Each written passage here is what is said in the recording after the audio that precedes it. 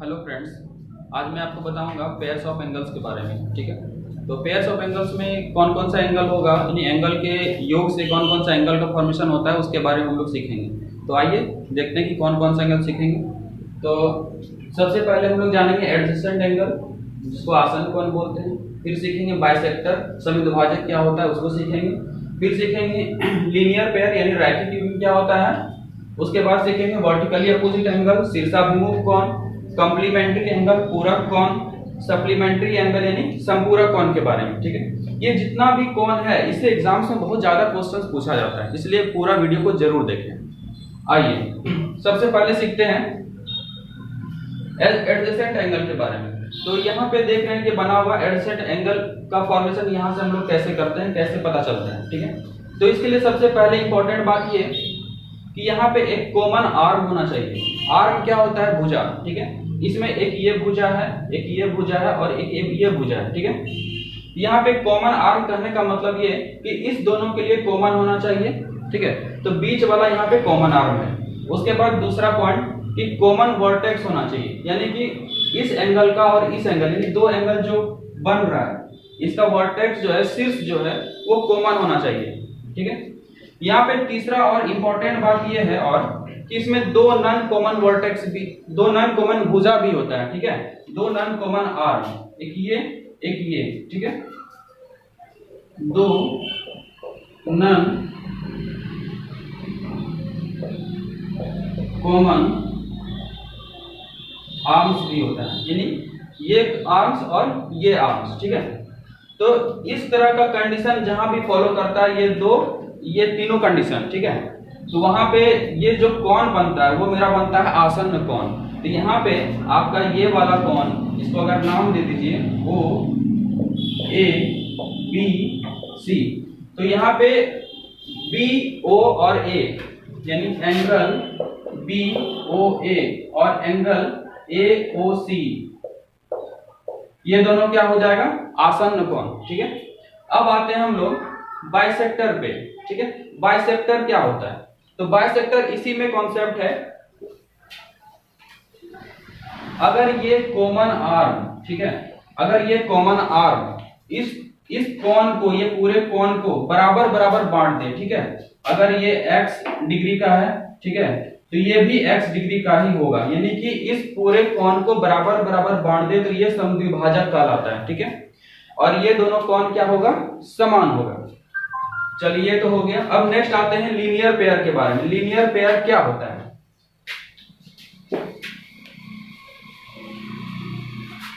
Linear pair में आपने अभी जाना कि एडजेसेंट एंगल क्या होता है। ठीक है, तो इसमें क्या होता है ना, दो एडजेसेंट एंगल का योग अगर 180 डिग्री हो जाए, ठीक है, कितना हो जाए? एडजेसेंट एंगल का सम इक्वल टू 180 डिग्री हो जाए, तो यहाँ पे ये और ये एडजेसेंट एंगल है। एडजेसेंट एंगल, इसको एक पॉइंट O ले लेते हैं। ठीक है, एडजेसेंट एंगल कैसे? यहाँ पे देखिए ये कॉमन आर्म है। ठीक है, उसके बाद इसके लिए इस कोण का वर्टेक्स ये हो गया और इस कोण का वर्टेक्स ये हो गया। यहाँ कॉमन वर्टेक्स भी है, ठीक है, और नॉन कॉमन आर्म भी है, एक ये और एक ये। ठीक है, दो नॉन कॉमन आर्म भी हो गया, तो ये एडजेसेंट एंगल है। तो दो एडजेसेंट एंगल का सम अगर 180 डिग्री हो जाए, ठीक है, तो वैसा कोण मेरा कहलाता है लीनियर पेयर, रैखिक युग्म, यानी एक रेखा पर ये दो एडजेसेंट एंगल का योग जो है वो मेरा कहलाएगा रैखिक युग्म, यानी कि लीनियर पेयर, रैखिक युग्म। ठीक है, अब अगला आते हैं vertically opposite angle. Vertically opposite angle, vertically opposite angle क्या होता है उसके बारे में अब हम लोग जानते हैं।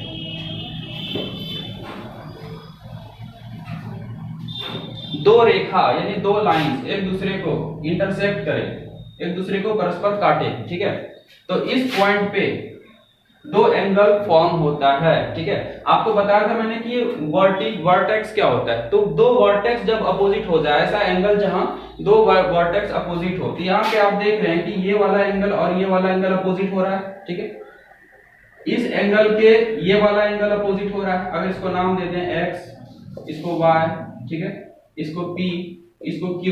ठीक है, तो x का वर्टिकली अपोजिट एंगल क्या हो जाएगा, y। हाँ, और p का वर्टिकली अपोजिट एंगल q। एक बात यहाँ पे सबसे बड़ी बात यह है कि सभी कोणों का योग 360 डिग्री होता है। कितना होता है, 360 डिग्री, ठीक है। और यहाँ पे एक और इंपॉर्टेंट बात कि ये P और Q दोनों का वैल्यू सेम होगा, यानी कि इस कोण का जितना वैल्यू होगा इस कोण का भी उतना वैल्यू ही होगा। अगर ये आपका सपोज कर लेते हैं 35 डिग्री है तो ये भी कितना होगा, 35 डिग्री। अगर ये मान लेते हैं कि 70 डिग्री है तो ये भी कितना होगा, 70 डिग्री, ठीक है। तो इस तरह से एग्जाम में क्वेश्चन पूछा जाता है। इस पे हम लोग आइए सवाल भी देखते हैं किस तरह से पूछता है।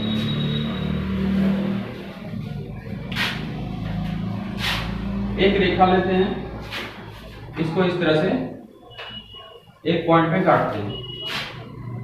इसका वैल्यू ले लिए 2y, 5y, 5y, ठीक है। तो क्या इसको बता सकते हैं कि इस कोण का मान कितना होगा? आइए इसको बनाते हैं। आपको बताया था कि 360 डिग्री एंगल का योग होता है, पूरे एंगल का योग कितना होता है, 360 डिग्री। तो इसको बनाते हैं हम लोग 5y प्लस, इसके चूंकि अपोजिट में है तो ये भी एंगल मैंने बताया कि क्या होता है उतना ही होगा, तो ये भी कितना होगा 5y, ठीक है। अगेन 5y प्लस 2y हो गया, 5y हो गया, फिर 5y हो जाएगा, ठीक है। सॉरी ये 2y है, 5y, फिर इसको लेते हैं तो ये कितना हो जाएगा 2y, ये वाला 5y, उसके बाद ये वाला कितना हो जाएगा वापस से 5y, और इसका योग कितना हो जाता है 360 डिग्री। यहाँ पे देखें कितना हो जाएगा 24y, इसको अगर सबको सम करते हैं तो इक्वल टू 360। जब इसको कटाइएगा तो ये आ जाता है आपका 15 डिग्री, ठीक है। तो y का वैल्यू कितना हो गया 15 डिग्री। हमको निकालना क्या था, ये वाला कोण, इसका मान कितना हो जाएगा 5y, यहाँ से 5y आ गया क्योंकि इसका जितना मान उतना ही मान इसका, तो 5y, तो 5 इंटू y का वैल्यू कितना है 15, 75 डिग्री, यानी इस एंगल का मान मेरा हो जाएगा 75 डिग्री, ठीक है। चलिए अब आगे बढ़ते हैं हम लोग। अब आते हैं कॉम्प्लीमेंट्री एंगल यानी पूरक कोण के बारे में।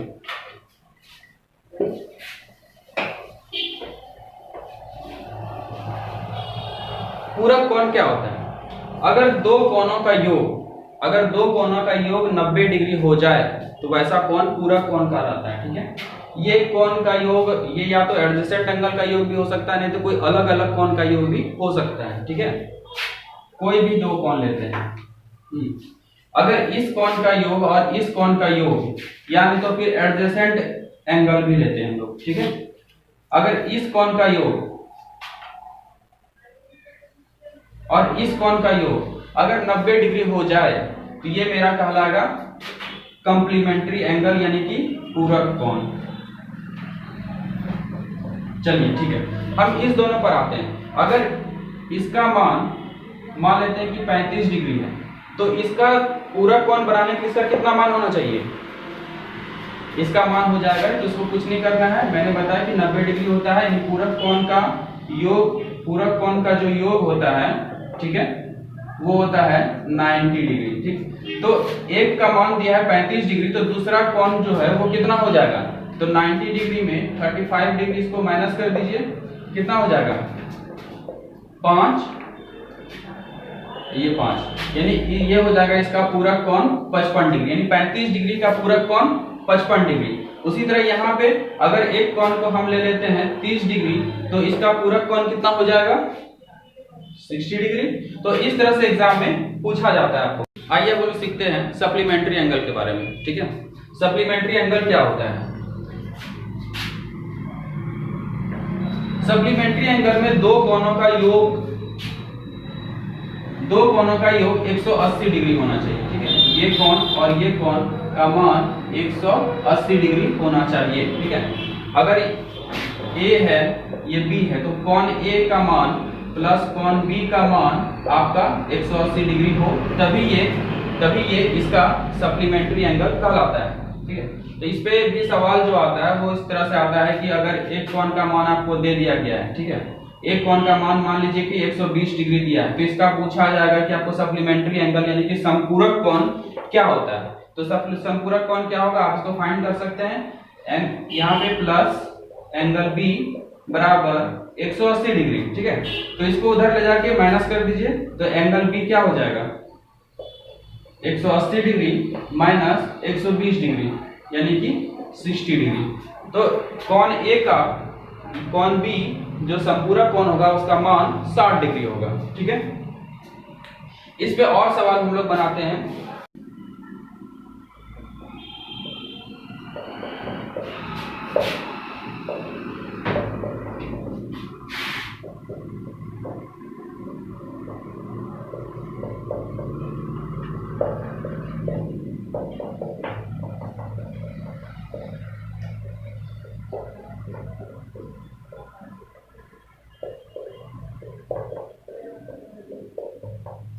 उस कोण की माप बताइए जो अपने संपूरक कोण का 5 गुना हो। चलिए बनाइए आप लोग, ठीक है, उम्मीद करते हैं बना लिए होंगे।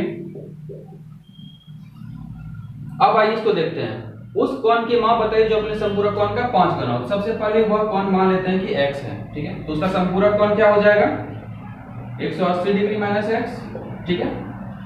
अब यहाँ पे सवाल के अनुसार जाते हैं तो इसका x जो है बराबर है किसके संपूरक कोण का 5 गुना, ठीक है।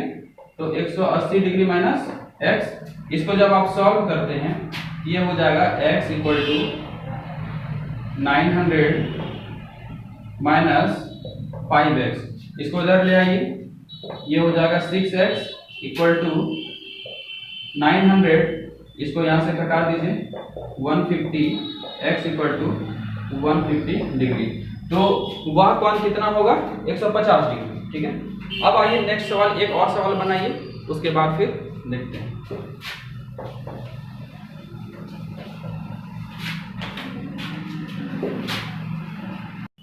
अब आप इस सवाल को बनाइए। उस कोण की माप निकालें जिसका संपूरक कोण इसके पूरक कोण का तिगुना है, ठीक है। तो आइए इसको बनाते हैं। सबसे पहले हम लोग इसका संपूरक कोण निकाल लेते हैं। ये कोण x मान लिए, इसका संपूरक कोण कितना हो जाएगा 180 डिग्री माइनस x, ठीक है। और क्या लिखा है यहाँ पे इसका पूरक कोण, देखिए पूरक कोण, इसका पूरक कोण क्या हो जाएगा 90 डिग्री माइनस x। अब सवाल पे आते हैं। उस कोण की माप निकालें जिसका संपूरक कोण यानी कि 180 डिग्री माइनस x, संपूरक कोण इसके पूरक कोण का तिगुना है, ये बराबर है किसके इसके पूरक कोण का 3 गुना। तो इसको सॉल्व कर लीजिए, ये हो जाएगा 180 minus x equal to 270 minus 3x, ये इधर आ जाएगा, तो 3x minus x equal to 270 minus 180, ठीक है। ये हो गया आपका 2x इक्वल टू ये 0 ये 90, ठीक है। जब ये कट हो जाएगा तो 45, तो वह कोण क्या हो जाएगा 45 डिग्री, ठीक है। चलिए अब हम लोग नेक्स्ट टॉपिक अगले वीडियो में देखते हैं।